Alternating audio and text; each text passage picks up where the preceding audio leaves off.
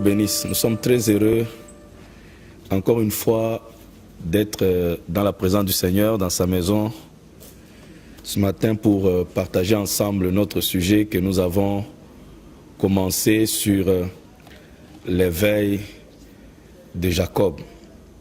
Alors, encore une fois, nous tenons à remercier le Seigneur Jésus-Christ qui nous a donné cette possibilité de partager ensemble avec vous sur ce sujet.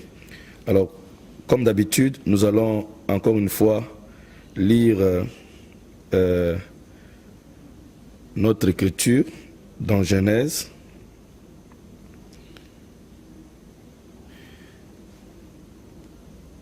Verset 16. Genèse 28, verset 16.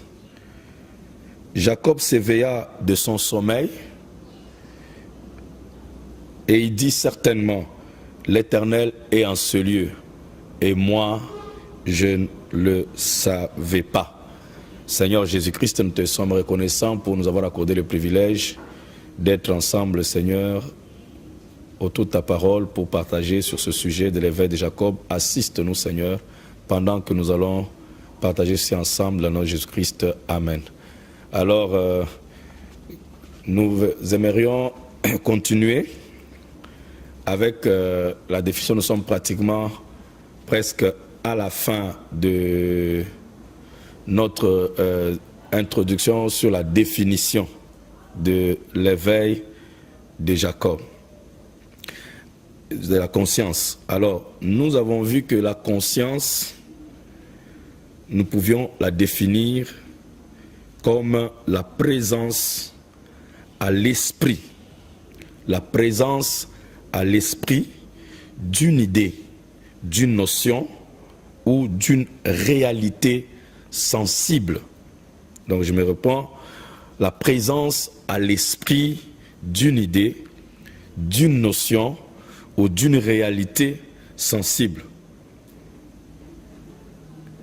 Donc nous voyons ici que la présence à l'esprit, c'est justement comme dans le naturel, quand on dit quelqu'un est présent, c'est-à-dire qu'il est dans votre environnement, il est là, vos sens le déclarent, soit les sens de la vue, soit le toucher, soit l'ouïe, et parfois même l'odorat, s'il a mis un parfum très fort, ainsi de suite.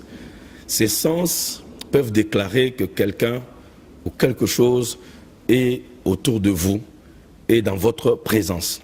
Maintenant, quand on arrive au niveau de l'esprit, l'esprit fonctionne dans les domaines de la 4e dimension qu'on appelle les domaines de la pensée. C'est la pensée. Alors, quand on parle de la présence de l'esprit, on parle de la pensée. Quand quelque chose est présent, donc dans votre pensée, vous retenez quelque chose, vous pensez à quelque chose, ainsi de suite, alors c'est ce qu'on appelle la conscience.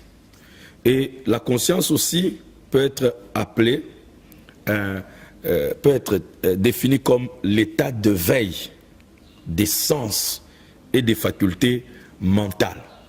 Donc, une connaissance au niveau des sens, au niveau de la pensée, au niveau de la pensée. Alors, tout ça, ce sont les différentes manières de vous présenter la conscience pour que vous puissiez comprendre de quoi il s'agit. Quand on parle d'une conviction intime de votre esprit, de votre pensée, on dit que vous avez conscience. Avoir conscience, c'est éprouver le sentiment intime de la réalité ou de la portée de quelque chose. Donc, éprouver le sentiment intime. de la réalité ou de la portée de quelque chose. Quelqu'un peut éprouver le sentiment de la réalité divine en lui. Et cela montre comment il a Dieu dans sa conscience. Tandis que quelqu'un d'autre peut ne pas se rendre compte que Dieu est là. C'est-à-dire que les deux consciences sont différentes. Alors je disais que quelqu'un peut éprouver le sentiment de la réalité des anges. Quelqu'un peut éprouver le sentiment de la réalité de Dieu dans sa vie. Mais quelqu'un d'autre ne le saisit pas. C'est lui qui n'éprouve pas ce sentiment profond, ne peut pas dire que Dieu n'existe pas ou que les anges n'existent pas. Ce serait comme une discussion entre un aveugle et quelqu'un qui a tous ces deux sens des yeux, et ils vont commencer à se disputer parce que l'aveugle ne voit pas quelque chose devant lui, il va dire que cette chose-là n'existe pas. Donc il y a aussi des aveugles spirituels. Et quand l'esprit est aveugle, on appelle ça l'état d'inconscience, c'est l'inconscience. Nous allons encore voir avec vous cet exemple de Élisée avec son serviteur qui un jour se réveillent, ils se sont retrouvés entourés par une multitude, des chars, des chevaux, de l'armée syrienne. Pendant que le serviteur paniquait, tremblait, Élisée lui était tranquille. Et Élisée a dû prier le Seigneur après avoir dit à son serviteur que n'aie pas peur, ne t'inquiète pas, parce que ceux qui sont avec nous sont plus nombreux que ceux qui sont avec eux. Le serviteur n'étant pas convaincu, Élisée était obligé de prier pour que le Seigneur ouvre les yeux du serviteur. C'est ce que j'ai dit, l'aveuglement spirituel. Les gens sont beaucoup frappés par l'aveuglement spirituel que l'aveuglement physique. Et quand Dieu t'a ouvert les yeux de ce serviteur, le serviteur s'est rendu compte qu'il y avait des chars de feu, des anges qui les entouraient en plus grand nombre que le nombre même des chars syriens. Alors vous comprenez par là que cet serviteur, sa conscience était endormie, était aveuglée, jusqu'à ce que la prière fût faite et Dieu a ouvert ses yeux. C'est cet aveuglement-là dont nous parlons. Quand quelqu'un n'éprouve pas le sentiment de la réalité de quelque chose. Et aujourd'hui, l'homme est allé très loin qu'il est devenu insensible à cette réalité surnaturelle, cette réalité divine, cette réalité de Dieu. Donc l'homme est là, il n'a pas la présence d'esprit du surnaturel, la présence d'esprit. Alors c'est ça que je voulais un peu montrer, essayer de vous faire comprendre, parce que nous allons maintenant aller en détail pour voir comment nous prenons conscience. Comment nous prenons conscience vis-à-vis de tout ce que nous avons. Quand on dit prendre conscience, c'est saisir par l'esprit la réalité, encore une fois, ou la portée de quelque chose. Saisir par l'esprit la réalité ou la portée de quelque chose. Prendre conscience, encore une fois, c'est saisir par l'esprit la réalité ou la portée de quelque chose. J'aimerais que vous reteniez ces choses très bien parce que nous allons exploiter cela au fur et à mesure que nous avançons. Saisir par l'esprit la portée. Saisir clairement par l'esprit que quelque chose est important ou réel. C'est ce qu'on dit prendre conscience. La prise de conscience. Ou on peut aussi dire se rendre compte, réaliser, comprendre, percevoir, prendre conscience que la situation a changé, prendre conscience que ceci est important, prendre conscience qu'on a des talents, prendre conscience qu'on a des capacités, prendre conscience. Donc vous voyez, saisir par l'esprit.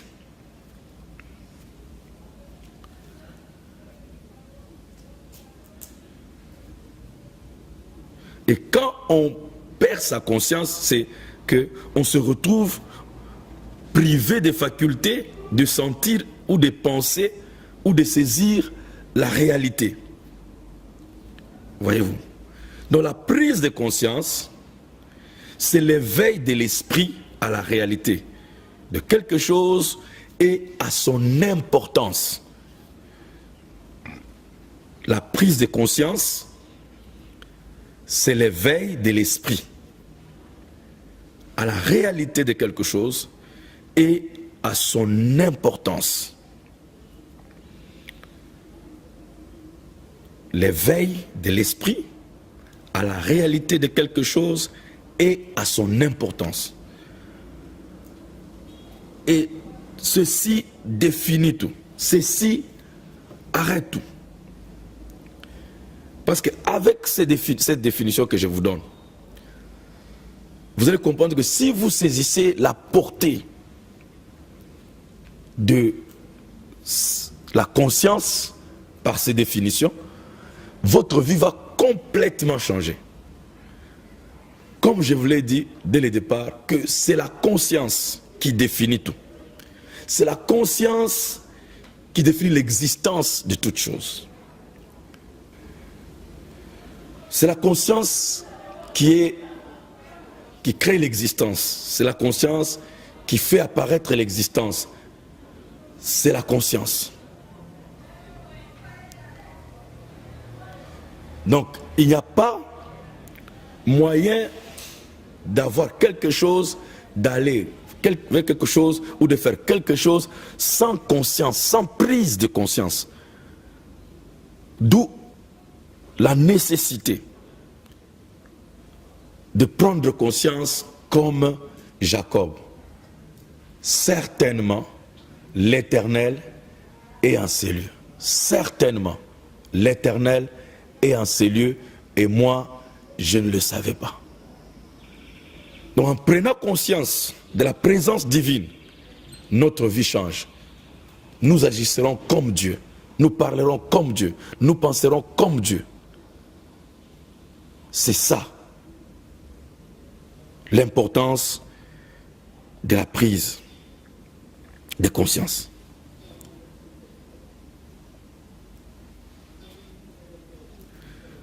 Donc nous avons ici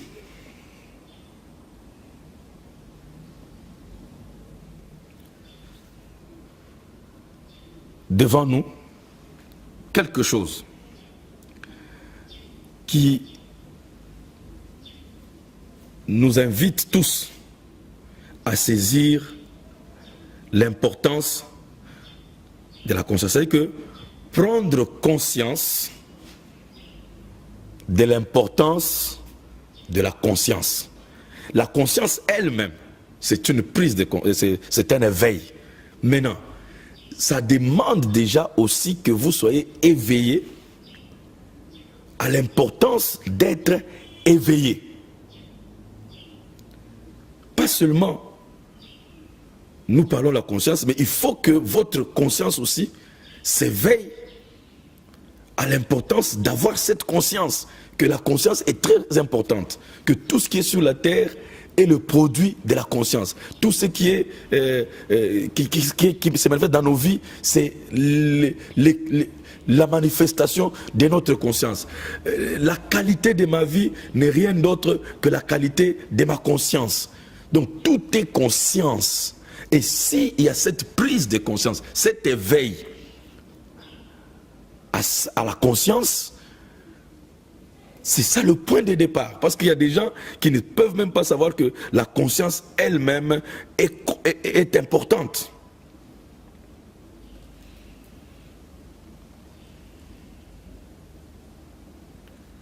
Déjà, avoir conscience qu'on doit être conscient, c'est déjà quelque chose de très capital.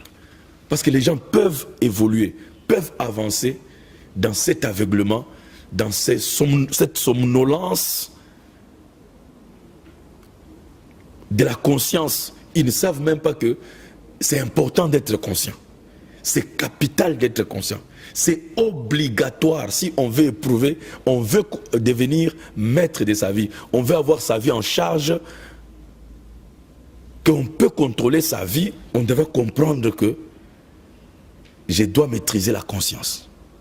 Je dois être éveillé. Je dois comprendre l'importance de la conscience. Si c'est la conscience qui amène tout à l'existence, si c'est la conscience qui définit ma vie, si c'est la conscience qui détermine la qualité de ma vie, ça veut dire que si j'ai une conscience de paix, je vais expérimenter la paix. Si j'ai une conscience d'amour, je vais expérimenter l'amour. Si j'ai une conscience de joie, je vais expérimenter la joie. Si j'ai une conscience de pauvreté, je vais expérimenter la pauvreté. Si j'ai une conscience de haine, je vais expérimenter la haine. Si j'ai une conscience de la richesse, j'expérimenterai la richesse parce que ces choses apparaissent avec leur correspondant de la conscience. À chaque état de la vie correspond un état de conscience. Un jour, le roi Nabuchodonosor, si je ne me trompe pas, s'est élevé en lui, dans son orgueil. Il pensait que il n'y avait pas un Dieu au-dessus de lui. Et tout ce que Dieu a fait, c'était de changer son état de conscience. Il a passé près de 7 ans dans la forêt, rampant sur ses mains comme un animal. Il a poussé des ongles comme un aigle, des plumes et des poils. Il a mangé de l'herbe pendant 7 ans. Comment un roi, un si grand roi, pouvait-il devenir un animal? Pouvait-il se comporter comme un animal? C'était l'état de conscience. On a changé son état de conscience. Il a quitté l'état de conscience d'un humain, d'un homme, et il a eu la conscience d'un animal. Il a commencé à se comporter comme un animal. L'homme aussi, la même chose. Si il a la conscience d'un animal, il se comportera comme un animal. Et dans notre évolution, nous tous, nous avons passé par cet état de conscience animale, où c'est l'instinct qui prime. Nous sommes prêts à répondre aux stimuli des sens, aux stimuli du corps, les passions du corps. Ce que les passions du corps dictent, c'est ce que nous essayons de faire. C'est quoi? C'est une conscience animale. Parce qu'un animal ne répond que selon les stimuli qui sont en lui, instinctifs. Il ne peut pas s'en passer. Quand un animal sent la faim, il doit manger. Quand il a sommeil, il doit dormir. C'est que sa conscience est tellement développée au niveau des sens que c'est tout ce qu'il peut expérimenter, c'est tout ce qu'il peut. Voyez? Vivre. Mais c'est différent de l'homme. L'homme peut avoir faim et contrôler sa faim, refuser de manger. L'homme peut sentir la fatigue et s'élever au-dessus de la fatigue. Ça veut dire qu'il a transcendé, il a une autre conscience qui est au-dessus de la conscience animale, la conscience instinctive, où on répond à l'instinct.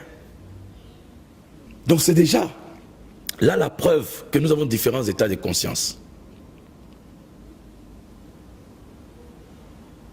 Donc l'homme en évoluant sur l'échelle de Jacob, qui n'est rien d'autre que l'échelle de la conscience, qui nous élève vers la conscience de Dieu, peut à un moment donné transcender, supplanter certaines consciences basses. C'est comme ça que quand quelqu'un s'élève dans l'amour, il peut éprouver une douleur causée par quelqu'un et au lieu de les haïr, mais il aime. Il peut l'aimer. C'est qu'il a transcendé cet état de haine, cette conscience de haine. Il s'est élevé. Donc voilà, mes chers bien-aimés, que quand on prend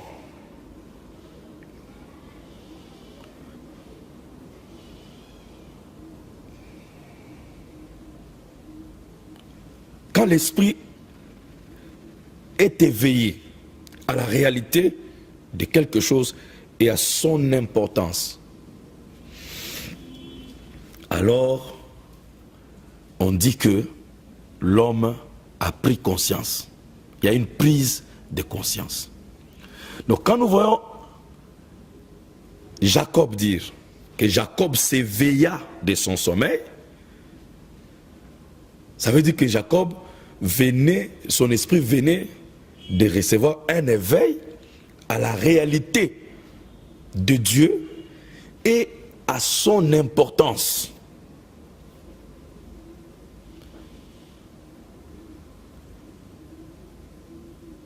Alors, quand vous avez votre esprit éveillé à l'importance de quelque chose, alors vous pouvez exploiter cette chose à cause de son importance, à cause du fait que vous avez saisi son importance. Il y a un jour, le pétrole ici, c'était de la saleté. Si vous allez là où on exploite ça, ça sent très mauvais. Mais personne ne connaissait l'importance du pétrole. La conscience de l'homme n'était pas éveillée au pétrole. Et l'homme n'a jamais exploité le pétrole. Mais aujourd'hui, quand son esprit s'est éveillé à la réalité, à l'importance du pétrole, l'une des plus grandes raisons de toutes les guerres de la terre, c'est le pétrole. Vous pouvez trouver une herbe que vous piétinez aussi longtemps que votre esprit n'est pas éveillé à son importance. Ça sera simplement de l'herbe sauvage. On appelle ça herbe sauvage. Mais dès que votre conscience, la conscience de l'homme s'éveille à l'importance, découvre que cette herbe qu'on appelle sauvage a des vertus de guérison, a des vertus de suppléments nutritionnels. Ça ne sera plus de l'herbe sauvage, ça sera pris avec de l'importance. Donc l'herbe sauvage n'est rien d'autre qu'une herbe qui est dans un état où l'esprit de l'homme n'est pas encore éveillé à son importance. Et toute chose qui n'est pas importante pour vous, que vous n'utilisez pas, que vous n'exploitez pas, c'est parce que vous n'êtes pas éveillé à cela. À cela, je veux dire que l'éveil de la conscience devient quelque chose de très important à tous les niveaux de la vie.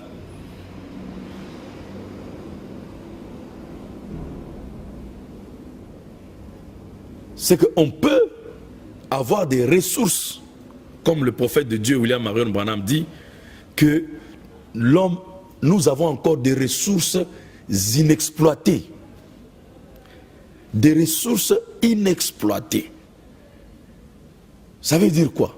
Parce qu'il y a plein de ressources encore avec l'homme, mais que l'homme ne sait pas exploiter.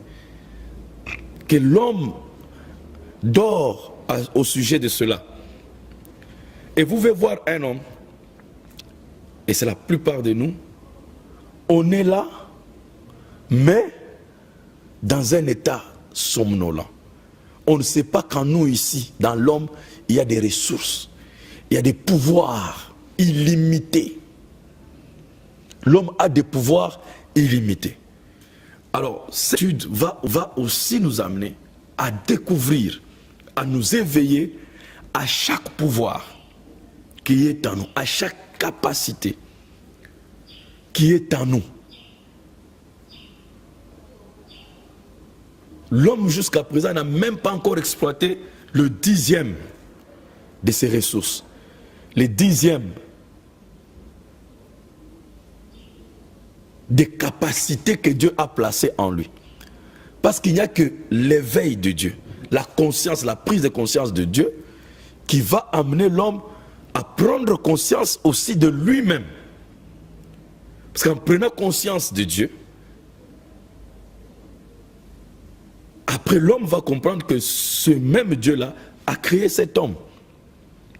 Et cet homme doit avoir les capacités que Dieu a placées en lui. L'homme aujourd'hui ne se rend même pas compte de la capacité ou du pouvoir de sa décision. Que sa décision est très capitale, sa décision est très importante. L'homme est inconscient du pouvoir, de la capacité de sa pensée. Qu'avec sa pensée, il peut tout. Avec sa pensée,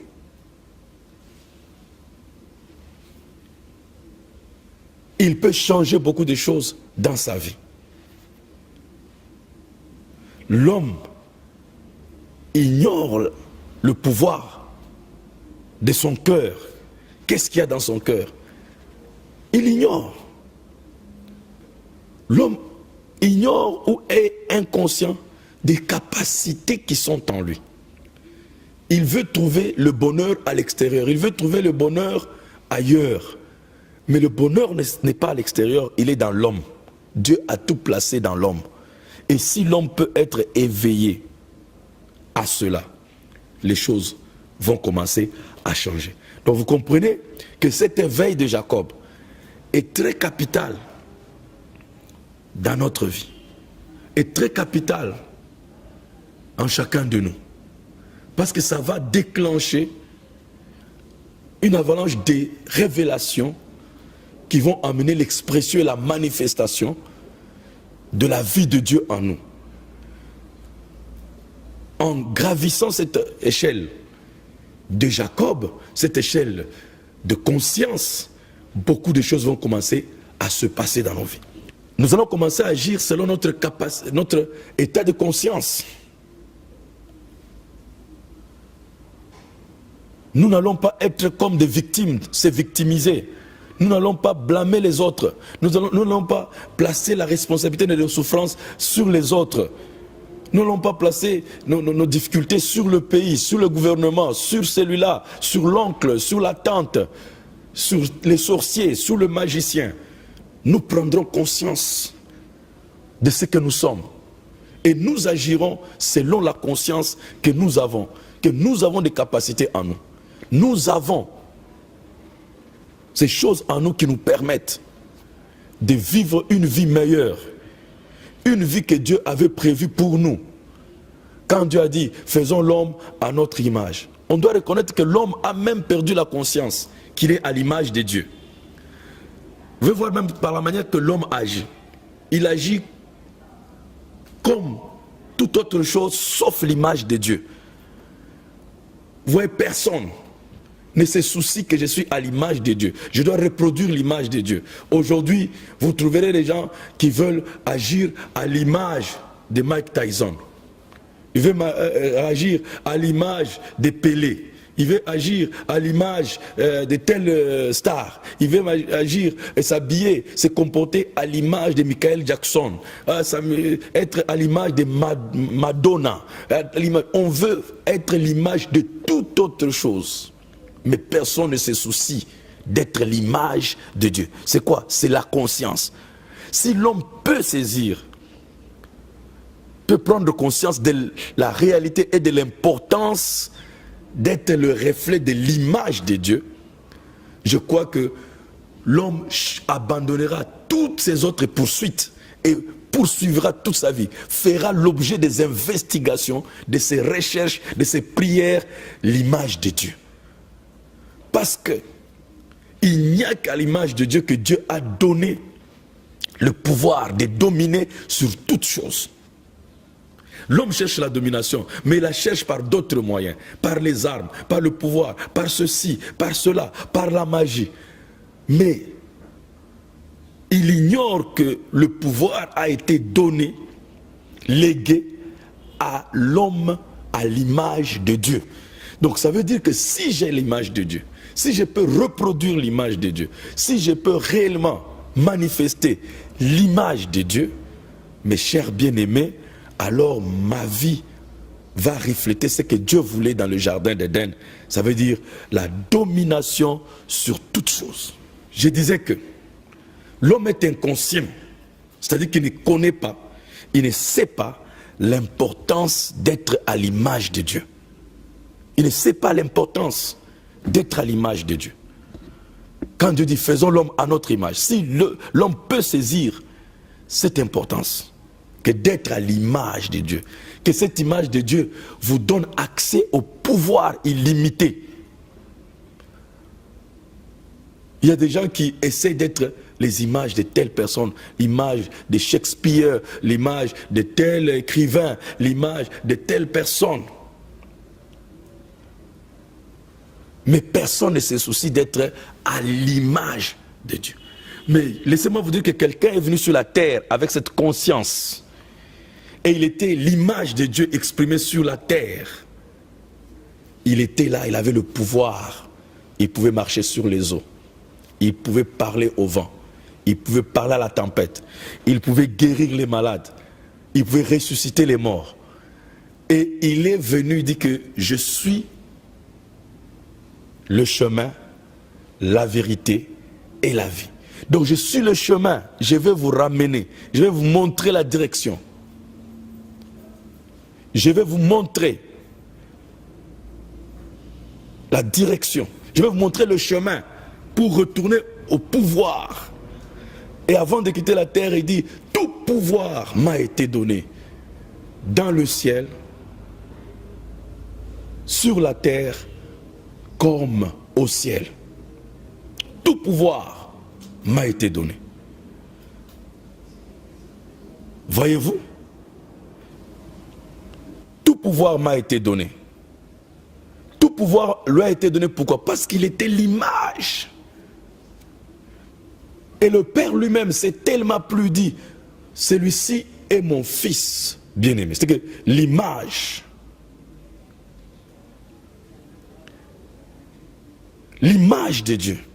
Dieu s'est tellement plu de cette image qu'il est venu s'incarner en Jésus-Christ et lui a conféré tout le pouvoir.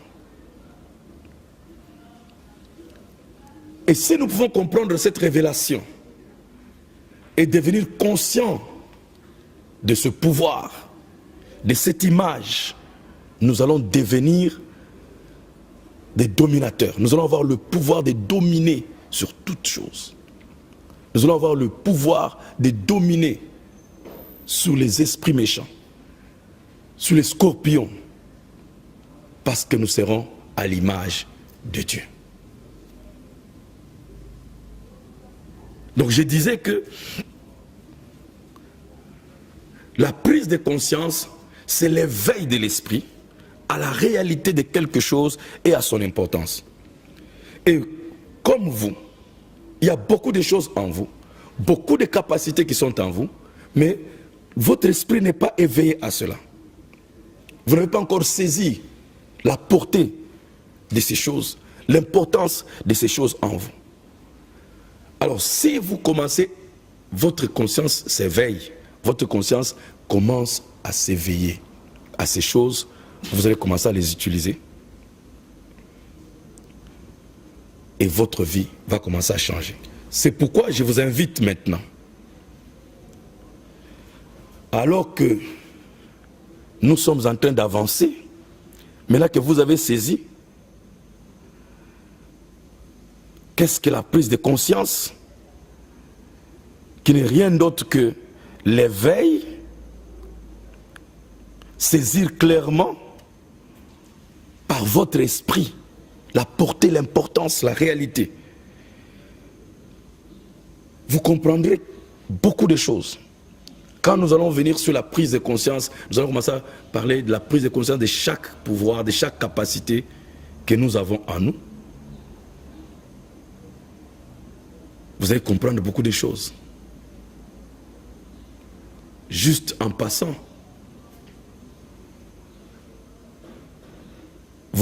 si vous arrivez à saisir par la prise, vous avez la prise de conscience, vous atteignez la conscience de la persévérance. Vous devenez conscient de ce que la persévérance peut faire dans votre vie. Quel bien ça peut produire. La patience. Ce sont des choses qui sont négligées, mais qui sont d'un grand bénéfice dans la vie d'un homme, dans la réussite, dans le succès. L'homme veut atteindre le succès, mais par d'autres moyens. L'homme veut atteindre le succès, mais par d'autres schémas. Mais laissez-moi vous dire qu'il y a des capacités qui sont déjà en vous. En les développant par la prise de conscience, vous ne serez plus les mêmes. Nous allons par exemple insister sur le pouvoir de la décision. Que vous preniez conscience de vos décisions constantes que vous prenez. Si vous pouvez modifier vos décisions, si vous pouvez améliorer vos décisions, si vous pouvez cadrer vos décisions, si vous pouvez orienter vos décisions, si vous pouvez revoir la manière de prendre vos décisions, juste ça, vos vies vont changer. Mais cela demande une prise de conscience. Et c'est pour cette raison que nous sommes là. Que nous sommes en train de donner ces enseignements pour que vous puissiez vous réveiller, mes bien-aimés frères et sœurs, à cette conscience de la divinité dans l'homme. Cette divinité n'est pas loin, cette divinité n'est pas extérieure, cette divinité n'est pas étrangère, et elle est réellement dans l'homme. Tout ce que Dieu vous demande, c'est d'avoir conscience et de mettre en œuvre, de mettre en pratique ce que Dieu vous a déjà donné. Et en faisant cela, votre vie change. Votre vie ne sera plus jamais la même. Votre vie va commencer à s'améliorer de jour en jour, en améliorant seulement vos décisions, en perfectionnant vos décisions, en amenant vos décisions plus près ou semblables aux décisions de Dieu. Vous commencez à ressembler à Dieu. Quand on dit la ressemblance de Dieu, ça veut dire que vous prenez des décisions comme Dieu. Vous décidez comme Dieu. C'est ce qu'on appelle la ressemblance avec Dieu. Donc votre volonté s'approche ou reflète la volonté de Dieu. Toi et Dieu, vous ressemblez. Vous n'êtes plus différents. Voyez-vous? C'est ça. La prise de conscience. Je crois de tout mon cœur que ce que Dieu vous a donné aujourd'hui comme définition sur la conscience vous aidera, pas à garder ça intellectuellement, mais mettre ça en pratique. Éveiller votre esprit, amener votre esprit à réaliser la portée et l'importance de la présence de Dieu. Qu'est-ce que Dieu vient faire en vous? Qu'est-ce que Dieu peut faire en vous? Quelle est l'importance d'avoir cette conscience de la divinité en soi? Quelle est l'importance? Dès que votre esprit saisit cela, je ne pense pas que je vais vous pousser. Mais vous allez me rechercher, me chercher partout pour que je puisse vous communiquer ce secret, mes frères. Mais si votre conscience ne s'éveille pas, ça ne fera rien en vous. Vous prendrez ceci sans importance. Ça n'aura pas une importance en vous. Mais pour que ceci commence à faire quelque chose en vous, il est important que vous soyez éveillés à l'éveil. Que vous preniez conscience de la conscience, de l'importance de la conscience. Prenez conscience de l'importance de la conscience.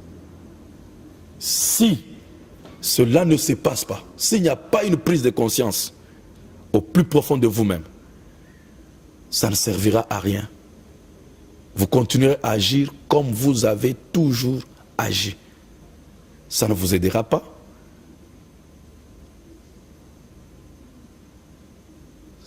Voyez-vous? C'est pourquoi il est très important, très capital, de saisir. Donc, pour terminer, je disais que la conscience, nous avons défini la conscience comme étant la présence à l'esprit d'une idée, d'une notion, d'une réalité sensible. C'est l'état de veille des sens et des facultés mentales, pas seulement des sens, mais des facultés mentales.